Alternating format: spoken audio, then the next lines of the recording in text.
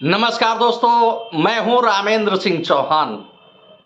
इसे कहते हैं पॉलिटिक्स ऑफ परफॉर्मेंस। जी हां, देश के 5 राज्यों के विधानसभा चुनाव ने आईना दिखा दिया विपक्ष को, यानी इंडिया अलायंस को आईना दिखा दिया और यह बता दिया कि अब परफॉर्मेंस ऑफ पॉलिटिक्स या पॉलिटिक्स ऑफ परफॉर्मेंस क्या होती है। विधानसभा चुनाव के परिणामों ने यह भी बता दिया कि कौन पनौती है और कौन मूर्खों का सरदार है। हालांकि भाषा का स्तर मर्यादित होना चाहिए, चाहे वह सत्ता पक्ष के लिए हो या विपक्ष के लिए हो, मर्यादा सभी के लिए आवश्यक है।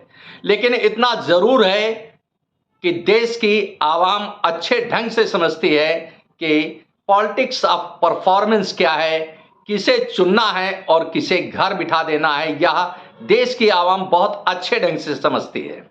शायद इसी का परिणाम है कि देश के 5 विधानसभा राज्यों के, यानी 5 राज्यों में विधानसभा चुनाव हुए, जिसमें 4 के परिणाम आ चुके हैं। और खास यह है कि इन 4 राज्यों में तेलंगाना ही केवल कांग्रेस के हाथ लगा, बल्कि 2 राज्य तो कांग्रेस के हाथ से निकल गए। इसमें राजस्थान और छत्तीसगढ़ कांग्रेस के हाथ से निकल गया। भारतीय जनता पार्टी ने न केवल राजस्थान और छत्तीसगढ़ जीता, बल्कि उसका अपना मध्य प्रदेश भी सुरक्षित रहा।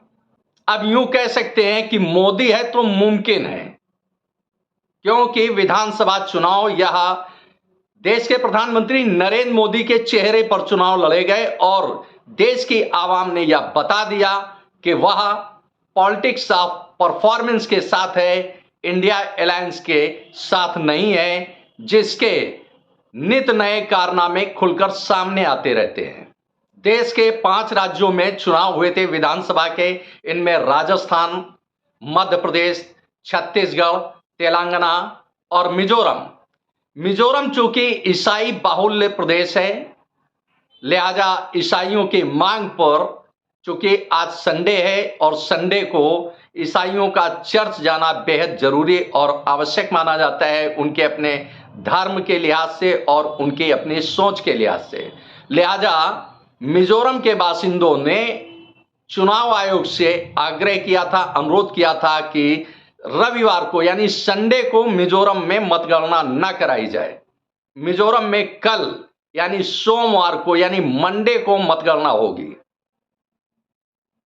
तो मिजोरम के चुनाव परिणाम तो अभी सामने नहीं है, लेकिन जिस तरह से देश के 4 राज्यों के विधानसभा चुनाव परिणाम सामने है, उसने बता दिया कि देश की आवाम समझती है कि कौन पॉलिटिक्स ऑफ परफॉर्मेंस दे रहा है और कौन भ्रष्टाचार में आकंठ डूबा है। भारतीय जनता पार्टी ने प्रधानमंत्री नरेंद्र मोदी के चेहरे को सामने रखकर विधानसभा का चुनाव लड़ा। इसमें राजस्थान, मध्य प्रदेश, छत्तीसगढ़ में भारतीय जनता पार्टी ने विजय हासिल की है, यानी उसे बहुमत मिला है। तेलंगाना में हालांकि कांग्रेस को विजय मिली है, लेकिन भारतीय जनता पार्टी के अस्तित्व को नहीं नकार सकते हैं। तेलंगाना में पिछले विधानसभा में 1 सीट थी भारतीय जनता पार्टी की, लेकिन इस बार यह संख्या बढ़कर दहाई के सैकड़े में पहुंच गई, यानी 2 अंकों को पार कर गई।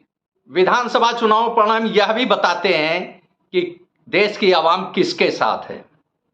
भ्रष्टाचार से देश किस तरह से पीड़ित है, किस तरह से परेशान है, और भ्रष्टाचार के खिलाफ जो भारतीय जनता पार्टी की जंग चल रही है, उसमें देश की आवाम भारतीय जनता पार्टी के साथ आकर के खड़ी हो गई है।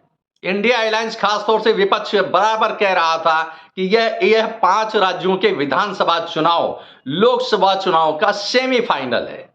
तो अब यह साबित हो गया कि वाकई यह सेमीफाइनल है और फाइनल तो 2024 में होगा, जिसमें सेमीफाइनल का ही पूरा असर दिखेगा एक बार फिर 2024 के लोकसभा चुनाव में। भ्रष्टाचार के मुद्दे पर पूरा का पूरा विपक्ष फंसा हुआ है। अब उसकी कोशिश यही रहती है कि किसी तरह से भ्रष्टाचार से वह मुक्त हो जाए और बाहर निकल आए, वह सजा ना पाए। लेकिन विपक्ष की, खासतौर से इंडिया अलायंस में जितने भी राजनीतिक दल शामिल हैं, छोटे बड़े करीब 24-28 दल शामिल हैं इस इंडिया अलायंस में। सभी की आंख की किरकिरी दो संस्थाएं बन गई हैं। एक संस्था जिसे हम संस्था कह सकते हैं, वह नाम है देश का प्रधानमंत्री नरेंद्र मोदी।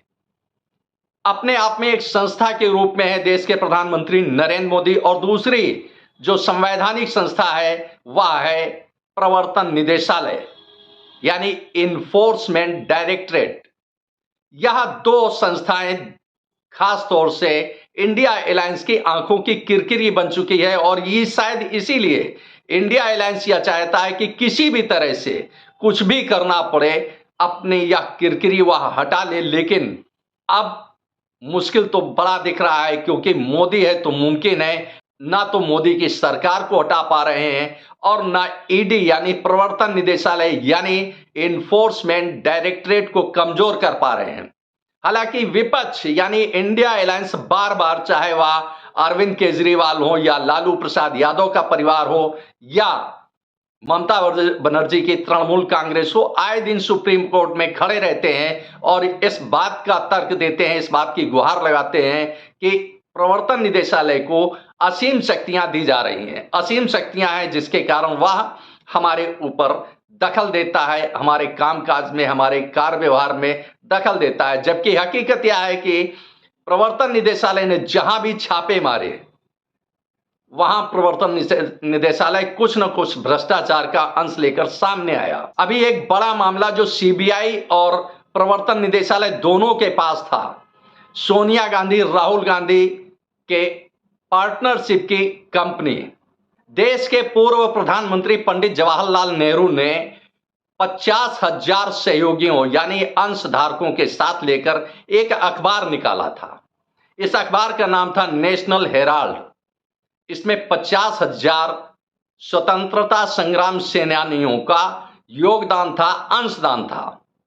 यह कंपनी करीब 2,000 करोड़ रुपए की कंपनी थी, लेकिन यह अखबार लंबे समय तक नहीं चल पाया। लिहाजा फाइनेंशियल ऑक्सीजन न मिलने के कारण यह अखबार दम तोड़ने लगा। ऐसे में कांग्रेस ने हाथ बढ़ाया और 90 करोड़ रुपए का कर्ज दिया नेशनल हेराल्ड को कि आप अखबार चलाइए। लेकिन इस फाइनेंशियल ऑक्सीजन से अखबार नहीं चल पाया और अखबार ने दम तोड़ दिया पूरी तरह से। अब यह 90 करोड़ की वापसी के लिए सोनिया गांधी, राहुल गांधी, मोतीलाल वोहरा, ऑस्कर फर्नांडिस ने मिलकर यंग इंडियन नाम से एक कंपनी बनाई और पैसे की अपने 90 करोड़ की वापसी की मांग करने लगे। 90 करोड़ रुपए नेशनल हेराल्ड नहीं दे पाया। मालिक दोनों के एक ही थे, नेशनल हेराल्ड के भी मालिक वही और यंग इंडियन कंपनी के भी मालिक वही। अंतोगत्वा एक बड़ी साजिश की गई। यह साजिश थी कि 50 लाख रुपए में नेशनल हेराल्ड की पूरी संपत्ति यंग इंडियन के नाम से करा ली गई। अब 50 लाख रुपए की रकम कितनी होती है और 2,000 करोड़ रुपए की रकम कितनी होती है, इसका अनुमान सहज आम आदमी लगा सकता है। मामला प्रवर्तन निदेशालय सीबीआई के सामने पहुंचा। शिकवा शिकायतों के बाद प्रवर्तन निदेशालय ने छापेमारी की। प्रवर्तन निदेशालय ने छापेमारी के दौरान 751 करोड़ की संपत्तियां जब्त कर ली। इसमें धन शोधन का भी मामला सामने आया और भ्रष्टाचार का एक बड़ा मामला सामने खुला प्रवर्तन निदेशालय के, जिसमें सोनिया गांधी, राहुल गांधी तो पार्टनर थे ही। इनकी हिस्सेदारी उस कंपनी में 76% थी, यानी 76% की भागीदारी थी। जबकि मोतीलाल वोरा और ऑस्कर फर्नांडिस की भागीदारी 12-12% की थी। हालांकि यह दोनों यानी मोतीलाल वोरा और ऑस्कर फर्नांडिस अब इस दुनिया में नहीं है, लेकिन नाम तो उनका भी आया इस प्रकरण में। 751 करोड़ की संपत्ति प्रवर्तन निदेशालय ने जब्त की, पूरे देश ने देखा। और जाहिर सी बात है कि देश के सामने प्रवर्तन निदेशालय की यह कार्रवाई आई तो आम आदमी भी समझ सकता है कि आखिर भ्रष्टाचार कहां कहां है। इतना ही नहीं, चाहे वह बिहार में हो, यूपी में हो या अन्य किसी प्रदेश में हो, पश्चिम बंगाल में हो, प्रवर्तन निदेशालय सीबीआई की कार्रवाइयां चलती रहीं और भ्रष्टाचार खुलकर सामने आता रहा। और देश के प्रधानमंत्री नरेंद्र मोदी बराबर कह रहे हैं इस बात के लिए और बड़ा संदेश दे रहे हैं देश के सामने कि भ्रष्टाचारी कोई भी हो बचेगा नहीं, कानून उसके खिलाफ कानूनी कार्रवाई करेगा ही। यह तो मामला केवल कांग्रेस का है। इस तरह से जो भी इंडिया अलायंस में शामिल हैं, अधिकतर यानी अधिसंख्य राजनीतिक दल कहीं ना कहीं किसी न किसी मामले में फंसे हुए हैं। लिहाजा उनका एक अलायंस बना कि किसी भी तरह से देश के प्रधानमंत्री नरेंद्र मोदी को सत्ता से बाहर किया जाए और इसके बाद ईडी यानी प्रवर्तन निदेशालय को अपने चंगुल में लेकर कानूनी कार्रवाई को स्थगित किया जाए, रोका जाए या उनको समाप्त किया जाए या फाइल दफन करा दी जाए। शायद यही किरकिरी बनी है ईडी और नरेंद्र मोदी। तो देश की आवाम अच्छे ढंग से समझती है, साफ तौर पर देखती है कि भ्रष्टाचार के खिलाफ जंग कौन कर रहा है, जंग कौन लड़ रहा है और कौन भ्रष्टाचार में आकंठ डूबा हुआ है। इतना ही नहीं, चाहे वह उत्तर प्रदेश की समाजवादी पार्टी हो, इसके समाजवादी पार्टी के राष्ट्रीय महासचिव स्वामी प्रसाद मौर्य अक्सर सनातन धर्म का अपमान करते रहते हैं। इसी तरह से राहुल गांधी जब मंदिर जाते हैं, चुनाव होता है तो मंदिर में शीश नवाते हैं, चुनाव होता है तो कोर्ट के ऊपर जनेऊ धारण करते हैं। यह दोहरा चेहरा उनका दिखता है कि वह असल में क्या है। कांग्रेस हो, समाजवादी पार्टी हो, तृणमूल हो, आम आदमी पार्टी हो या इंडिया अलायंस में शामिल चाहे वह लालू प्रसाद यादव का राजद हो, इसने कभी भी रोहिंग्या बांग्लादेशी घुसपैठियों के खिलाफ कोई आवाज न उठाई न बोले, क्योंकि रोहिंग्या बांग्लादेशियों के भरोसे ही इंडिया अलायंस में शामिल राजनीतिक दलों की राजनीति चलती है और वह इसी की बदौलत सत्ता पर काबिज होते हैं। घुसपैठिए रोहिंग्या और बांग्लादेशी घुसपैठिए भारत आते हैं, इसके बाद राजनीतिक दलों के सहयोग से ही उनके वोटर आईडी बनते हैं, उनके आधार कार्ड बनते हैं और यह सब फर्जी होते हैं। जब जांच पड़ताल में मामला सामने पाया जाता है तो इस तरह से पूरा देश, पूरा आवाम देख रहा है कि कौन भ्रष्टाचार में संलिप्त है, कौन दागदार है और कौन देश के साथ है, कौन देश विरोधी तत्वों के साथ है। 5 राज्यों के इन चुनाव में भले ही कांग्रेस को तेलंगाना मिल गया हो, जो बड़े राज्य हैं देश के, राजस्थान, मध्य प्रदेश और छत्तीसगढ़, इन पर भारतीय जनता पार्टी ने विजय हासिल करके एक बार फिर अपना परचम फहरा दिया है और बता दिया है कि विपक्ष भले ही कहता हो या सेमीफाइनल है, लेकिन हकीकत तो सेमीफाइनल की दिख गई कि सेमीफाइनल में विजेता तो भारतीय जनता पार्टी है और 2024 का लोकसभा चुनाव फाइनल है और भारतीय जनता पार्टी के लिए लोकसभा चुनाव 2024 अब कोई मुश्किल नहीं है। संभावना तो यहां तक दिख रही है, जैसा कि विशेषज्ञों का विश्लेषण है, कि इस बार भारतीय जनता पार्टी लोकसभा में 400 की सीटें पार करेगी, यानी आंकड़ा अपना 400 के पार करेगी भारतीय जनता पार्टी। आपने इस वीडियो को देखा, आपको यह वीडियो कैसा लगा कमेंट बॉक्स में हमें अवश्य बताएं। वीडियो को शेयर करें। यदि आप हमारे चैनल पर नए हैं तो हमारे चैनल को सब्सक्राइब करें, जिससे हमारे आने वाले वीडियो, आने वाले नोटिफिकेशन आपको मिल सके। दोस्तों, वीडियो को लाइक करना ना भूलें। आप लाइक करते हैं तो हमारा प्रोत्साहन होता है, हमारा मोटिवेशन होता है। आपने वीडियो को देखा, आपका बहुत बहुत धन्यवाद। Thank you. जय हिंद, जय भारत।